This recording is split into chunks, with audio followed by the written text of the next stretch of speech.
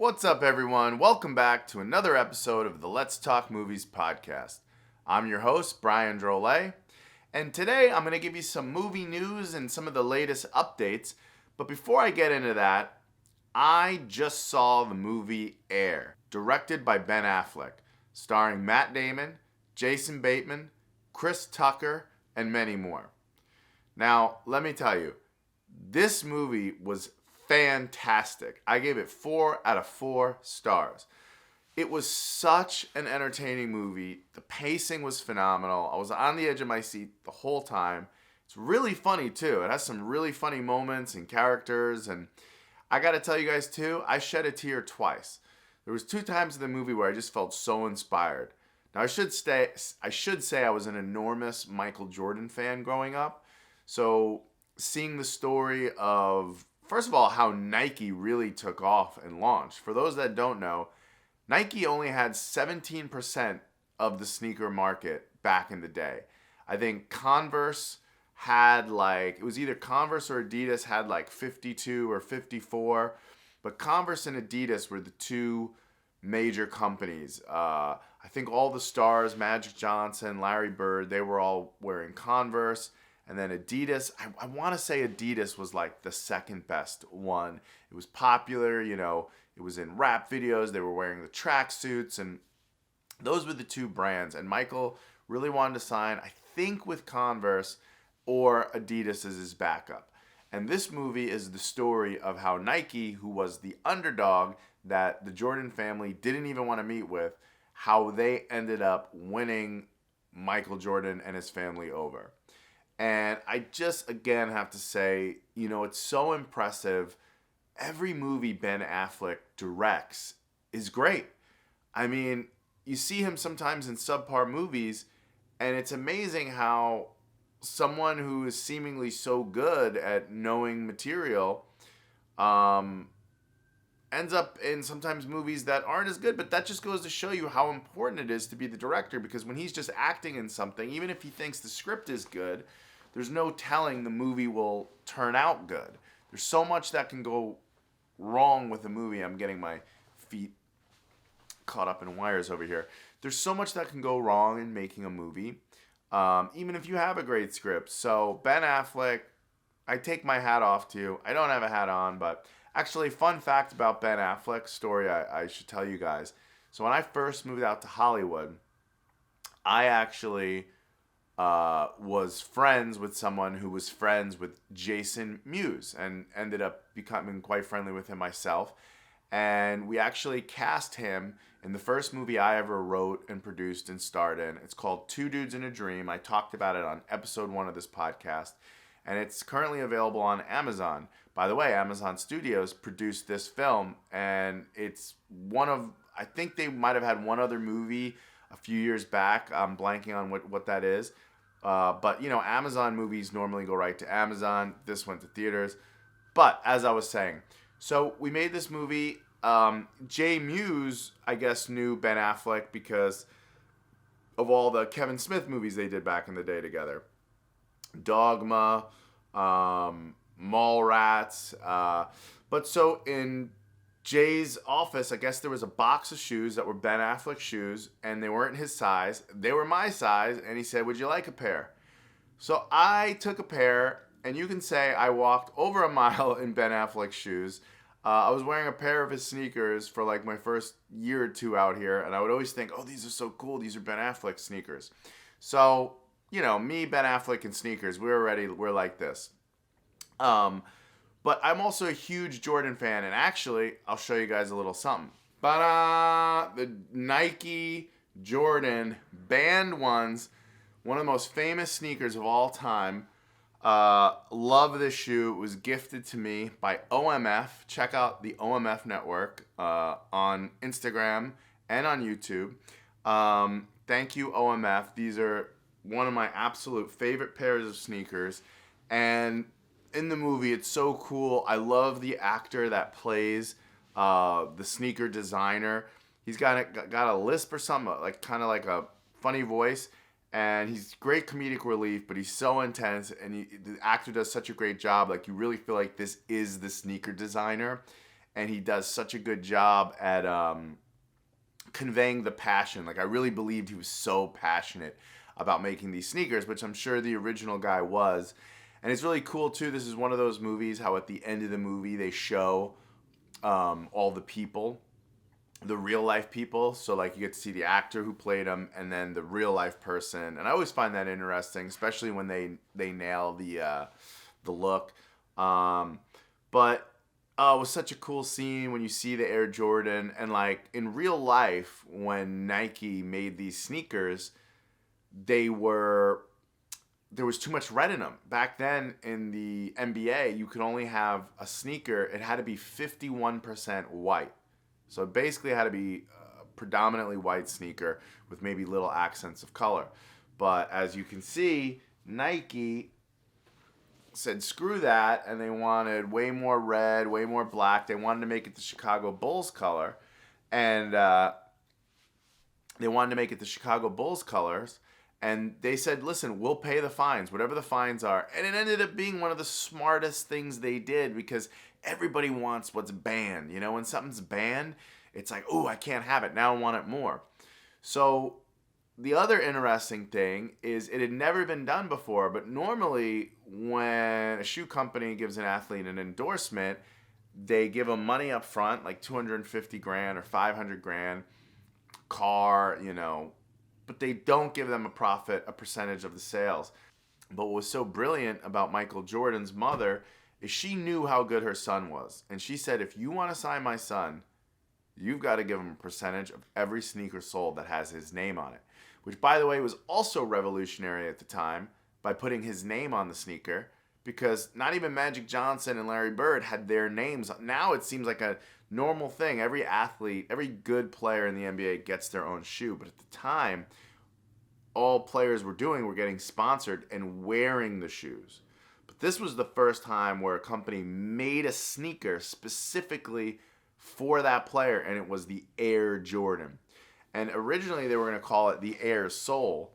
That was going to be an idea. But then when Jordan came around, they said, okay, how do we get this guy? So they made a sneaker specifically for him. And actually, one of the main guys at the company, he went around the agents because the agent was telling him, look, Michael Jordan doesn't even want to take a meeting with you guys. So he flew and drove to North Carolina and went around the agent to meet with Michael Jordan's mother.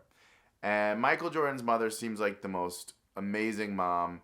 Viola Davis plays her, which apparently Michael Jordan, when Ben Affleck approached him, he said, that's who has to play my mother, nobody else. And she does a great job in the movie.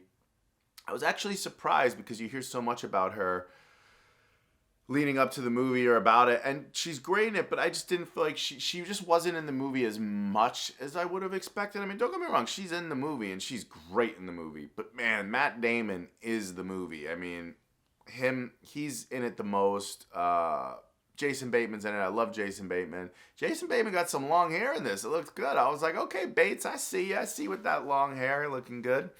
And then Ben Affleck plays Phil Knight, and he's great in that role. And it's just a fascinating story, and it's really interesting and shows you just how outside of the box sometimes you have to go to make things happen and to become a success.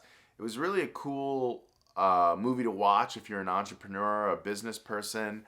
And just, man, I tell you, like I said, I shed a tear a couple times. There's one monologue that Matt Damon gives in it that is so powerful and gives you chills. And another thing that was like very controversial, or I don't want to say controversial, but just a talking point with this movie is, you know, Ben Affleck decided never to show Jordan in the movie. So the actor that plays Jordan in the movie, you never see his face. You just see him from behind a couple times. And he said the choice for that was because, and I think I talked about this on an episode or two ago, but basically, so I'll be quick, but basically, you know, Jordan's too big and too iconic, so if you just had an actor playing him, it almost just cheapens it. It's like, but that's not Jordan. And granted, it's Matt Damon and Ben Affleck, and we know they're not those guys, But I don't know. I thought it was a pretty cool choice. It lent a mystique around the movie, and it almost just made it more feel like they were really recruiting Michael Jordan. It was exciting. I was riveted. I laughed. I cried. Ben Affleck, amazing job. 4 out of 4 stars. I bow to your genius direction and filmmaking. Chris Tucker's in the movie. He's really funny. Marlon Wayans is in the movie. He's only in one scene, though, but he was great. Jay Moore got such a small role in the movie, and I was shocked. Another fun fact, not to be that guy, but Jay Moore was in my film Dumbbell Special Edition, currently available on Amazon as well. But he had a really small role in the movie. But just a great movie. Was thoroughly entertained the whole time. Couldn't recommend it more. So you guys go check out Air. Let me know what you think in the comments. So guys, actually, I saw another great movie. Like, I feel like we've had a real drought with good movies. Everything's a superhero movie. Everything's IP and brands and all this stuff. And it's like, can we just get an original story? Well, great movie. It's on Apple TV. Tetris. The movie Tetris starring Taron Egerton. It is such a fun watch. I personally am a huge fan of the video game Tetris.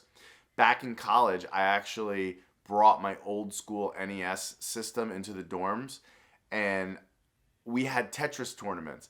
There were literally people in my dorm room lined up down the hallway, and they would wait sometimes. We would just play in the dorm room for hours, just one person after the next playing Tetris, because it's so addicting. If you've ever played Tetris, after playing it for a while, you'll literally see blocks falling in your mind. It's crazy. I absolutely love the game. I've been addicted to it in the past, and I've seen blocks falling. And what's so much fun about that, I never really realized that was like a widespread thing.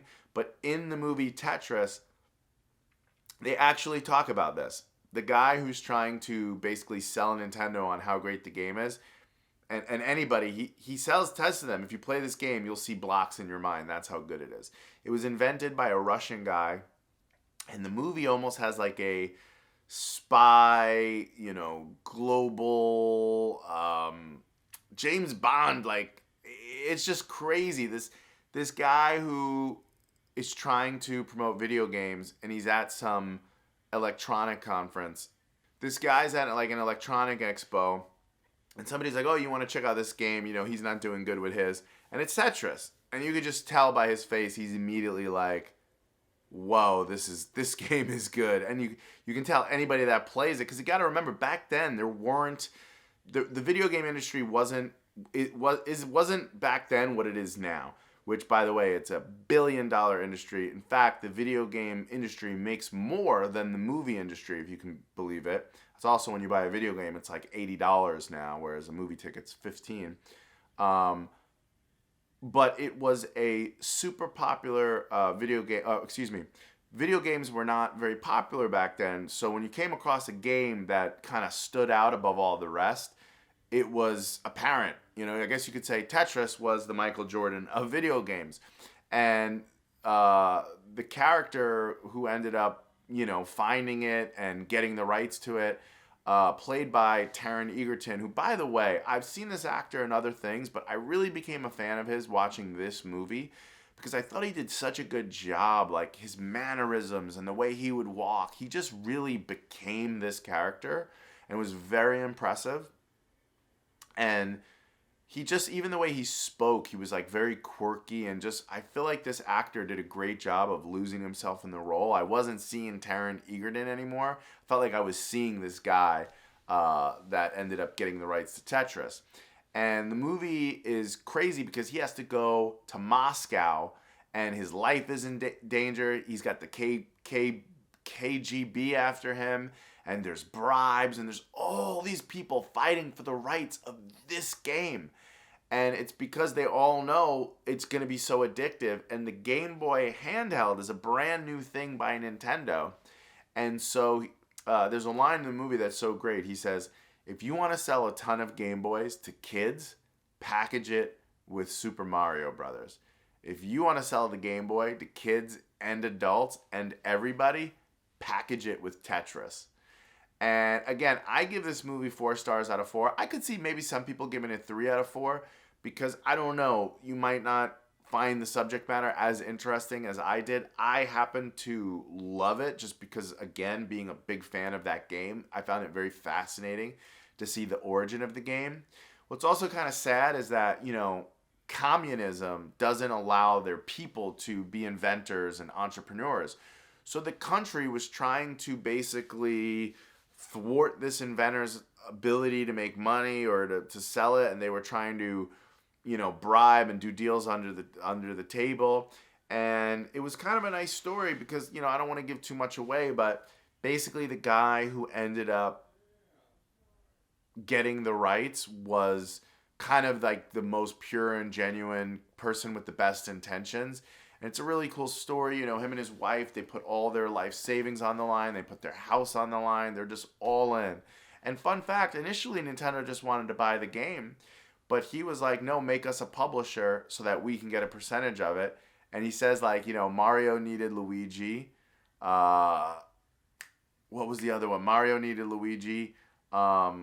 I can't think of it. Zelda needed Link.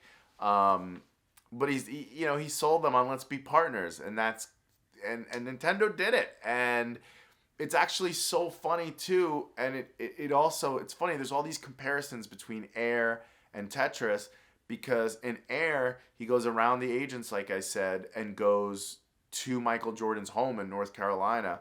Well, in Tetris, you find out that he actually goes to Nintendo without a meeting, and to get through the front door, he said something like, "Can I please use your restroom? It's an emergency." So he gets into the building somehow, and then he just walks up to the offices, and right when he's like getting kicked out, I think he meets Miyamoto, Shigeru Miyamoto, the president of Nintendo, and he just says, "Just look at this game. I challenge you to look at this game." And the guy's instantly hooked, and you could see it on his face. And that's to be honest with you, the more I'm thinking about it, what's funny about the movie Tetris and Air, in Tetris, Michael Jordan is the game Tetris. Everybody wants that, all the different companies, and they're all competing. And that's pretty much what happens in Air as well. So that's kind of funny. But Tetris is such a good movie. They do a really cool thing with the transitions in the movie, where the transitions kind of look like digitized video games, and they looks like the Tetris world. And one of the other really interesting things in the movie is what does he say? He says it's the perfect game, something like that. But yeah, no, Tetris is such a good movie. Great music. The score kind of sounds like Tetris music too. So I highly recommend Tetris. I highly recommend Air. Oh yeah, and one of the other lines that I love in Air is, they say a shoe is just a shoe until the right person steps in it. And I was like, wow. I mean, think about how famous Michael Jordan made Nike and how rich they made him. I think he makes, on average, in passive income every year, $400 million. Think about how crazy that is. In passive income, $400 million. I mean, my goodness. Guys, go check out Air. Go check out Tetris. Let me know what you think. And thanks for watching this episode of the Let's Talk Movies podcast.